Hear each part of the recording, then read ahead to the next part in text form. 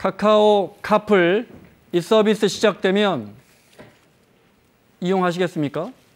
택시기사가 분신해 숨지는 등 갈등이 커지고 있습니다. 이 서비스가 시작되면 이게 지금 다음 주에 시작됩니다. 예정대로라면. 진짜 택시 산업을 크게 흔들 거라는 우려가 높아지고 있는데 문제는 상당수의 소비자가 이 서비스를 그런데 기다린다는 겁니다. 시범 서비스는 되고 있죠. 네, 지난 7일 이미 시작이 됐고요. 네. 지금도 하고 있는 상황이고 네. 오늘 17일 날부터 본 서비스에 들어가겠다 이렇게 예고를 한 상황이고요. 지금 이제 크루라고 불리는 네. 운전자들까지 한 5만 명을 이미 검증을 해서 모은 상황입니다. 5만 명? 예, 그 5만 명이 지금 활동하면서 네. 실제 서비스를 하고 있다는 거죠. 그러니까 김성환 평론가나 저 같은 사람도 내 차 있고 나 주말에 노니까 나 크루 할래 하고 저기 등록하면 할 수 있는 거죠? 예, 서류 심사나 한 13가지 항목만 충족하게 되면은 네, 큰 문제 없으면. 예, 큰 문제 없으면은 할 수 있다는 겁니다. 어떤 원리입니까? 설명을 좀 해주시면요. 그러니까 한마디로 말씀드리면은 출퇴근 시간대 차량을 공유하는 서비스입니다. 네. 그러니까 우리 이제 여객 운수사업법을 보면 이렇게 차량을 자기 승용차를 가지고 영업행위를 하는 건 금지하고 있는데요. 네. 그러니까 카풀 같은 경우에는 예외로 규정하고 있습니다. 네. 왜냐하면 기름 한 방울 안 나오는 나라에서 출퇴근 시간대 막 그렇게 차량 교통 정체가 발생하니까 차라리 여러 사람이 같이 그냥 무상으로 한 차를 타고 이동하면 좋지 않겠느냐. 네. 이런 취지인데 무상이 아니라 이번 서비스는 유료로 한다는 네. 것이죠. 그런 차이가 있고 또 출퇴근 시간대라고 하는 게 애매모호하기 때문에 사실은 오전, 오후로 나눠서 4시간씩 8시간을 서비스할 수 있도록 만들어 놓은 거죠. 네. 그런데 자, 이 부분이 중요합니다. 카풀이라 하면 제가 뭐 아침에 잠실에서 여의도로 출근합니다. 제 차 같이 얻어 타실 분 있으세요? 택시비가 10,000원 정도인데 저는 7,000원만 받겠습니다. 이게 아니더군요. 그게 아닌 거예요. 네. 그러니까 목적지가 출발지가 잠실인 것까지는 맞습니다. 근데 네. 잠실에서 어디를 가든지 간에 태우는 사람이 태워서 가면 가는 겁니다. 콜택시처럼? 콜택시처럼 되는 겁니다. 그러니까 네.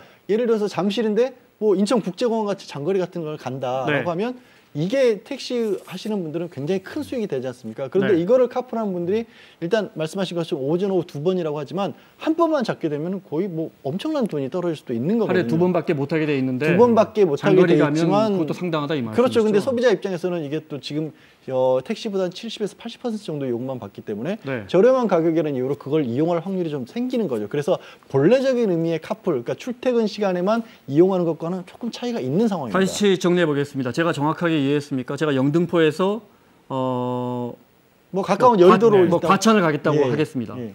그럼 제가 이걸 입력하면 영등포에 있는 드라이버를 등록한 양지열 변호사가 예. 뭐 차도 있고 내가 뭐 시간이 좀 남으니까 그 콜을 받으면 예. 그럼 제가 양 변호사 차 타고 과천 가는 거군요. 네, 그렇죠. 그게 제가 실제로 출근하는지 어쩌는지를 검증할 방법이 없는 거죠. 과천으로 제가 출근을 하는 건지를 알 수 있는 방법은 현재로서는 없습니다. 그러니까 우버 아닙니까? 카풀이 아니고. 그러니까 제한을 하는 거죠. 두 네. 번은 출근, 퇴근 2번만 할 수 있도록 제한한다는 거 빼고는 네. 사실상 우버와 비슷한 형태가 되는 거죠. 요금은 정확히 얼마 받는다고? 요금은 현재로서는 기본 요금보다는 좀 싸게, 그러니까 네. 70에서 80% 정도로 잡고 있습니다. 그러니까 킬로미터당 네. 그러니까 한 2km를 기준으로 할 때 기본 요금이 3,000원이거든요. 네. 서울 택시 기준으로 거의 똑같습니다. 기본 요금은. 그런데 거기에 따라서 시간하고 이용 거리에 따라서 이제 요금이 부과되는 방식인데요. 네. 그걸 총괄해서 다 합쳐놓고 요금을 보니까 한 70~80% 정도 싼 금액으로 갈 수 있다 이런 겁니다. 뭐 제가 만약에 이걸 하고 저도 할 수 있으니까요. 네. 그렇죠. 주말에 제가 해서 뭐 몇 번 했다 이거죠. 하루에 2번밖에 못 하지만 아르바이트 삼아 몇 번 했으면 바로 돈을 받는 건 아니고 신용카드로 결제한 다음에 카카오에서 나중에 뭐 월 지나서 저한테 입금해주고 이런 식이라면서요. 그러니까 네. 그 다른 요즘에 택시 앱 같은 경우도 네. 있거든요. 타다라는 앱도 마찬가지지만 앱에서 이미 결제 기능이 포함되어 있기 때문에 네. 제가 타고 내리면 바로 그냥 결제가 되는 방식인 겁니다. 그리고 이제 운전자한테 나중에 카카오에서 자, 요금을 지불하는 거죠. 방송 보시는 시청자분들은 그래? 나도 저 크루 드라이버 해볼까? 내 차 뭐 잘 운행도 않고 나 금요일이면 노는데 이런 엄청 많이 등록하면 어떡하죠? 그러면 택시 수요가 줄어들 거 아닙니까? 그러니까 택시 수요가 줄어드는 것은 뭐 불가피한 현상일 수밖에 없을 것 같고요. 네. 다만 이제 카카오 쪽에서 얘기하는 것은 출퇴근이라고 하는 행위라고 하는 것 때문에 그러니까 행위를 통해서 네. 차량을 공유하는 거다. 그러니까 그거를 일탈적으로 사용하는 사람들까지 우리가 그걸 다 어떻게 검증하느냐 이렇게 지금 얘기를 하고 있는 거죠. 본래 네. 취지는 그것이다라고 얘기를 하는 거죠. 그러니까 카카오에서는 아침에 네. 그러니까 카카오가 지금 카카오 콜 택시를 부르는 기능으로 많이 쓰잖아요. 우리가 보니까 오전에 출근 시간급 예를 들어서 한 20만 건 정도가 전화가 연락이 오는데 네. 그중에 실제 연결되는 건 한 6만 건 정도더라. 그 나머지 14만 명 같은 경우는 이게 이용을 못 하는 거 아니냐. 출근 시간대는 그렇죠. 출근 시간대. 딱 그 시간만 몰리니까. 그 시간만을 해주면 좋은데 그게 아니라는 거예요. 말씀드린 것처럼 다른 방식으로 남용될 여지가 좀 있다는 겁니다. 네. 며칠 전에 분신한 택시기사 유서를 보면 현재 250여 개 택시회사, 법인 택시도 10대 중에 6대밖에는 운영이 안 된다는 거예요. 택시 수입이 생활할 수 없을 정도로밖에 안 되기 때문이다. 기사들을 못 모은다는 거죠. 저건 뭐 우리가 이미 알고 있는 상황 아닙니까? 네. 택시 기사들의 목소리를 직접 한번 들어보겠습니다. 한 달에 15만 원 20 입금 형태가 됐던 것이 지금 7만 원도 안 돼. 7만 원도 그러니 뭐 반으로 확 줄어버리는데 15시간씩 운행을 해도 그렇게 못 버는 입장인데 장거리선이요 뭐 거의 뭐 3분의 1도 안 되겠더라고요. 인천공항 같은 게 한 달에 한두 번 걸리는 것도 없어. 이제 싹 끊겼어. 수도권, 부천, 고양, 여기 일산 또 신도시 있던 다 줄였어요. 우리도 뭐 심지어는 택시 그만두고 자가용 사서 카풀 해야 되지 않냐라는 얘기가 돌 정도로 심각한 화제예요. 이제 앞으로 더 활성화가 된다면은 택시 업계는 다 죽어요. 이렇게 되자 국토부 장관도 말씀드린 것처럼 하루 2번 출퇴근하는 지금 이 규제를 엄격하게 지키겠다는 거예요. 들어보겠습니다. 저희가 누차 얘기했지만 저희는 카풀을 전업화한다든가 우버를 도입하는 것에 대해서는 분명하게 반대합니다. 반대한다는 말씀을 여러 번 드렸고요. 저희가 하려는 것은 하루에 2회 정도 출퇴근할 때 현행 법에 있는 정도를 하겠다는 것이고요.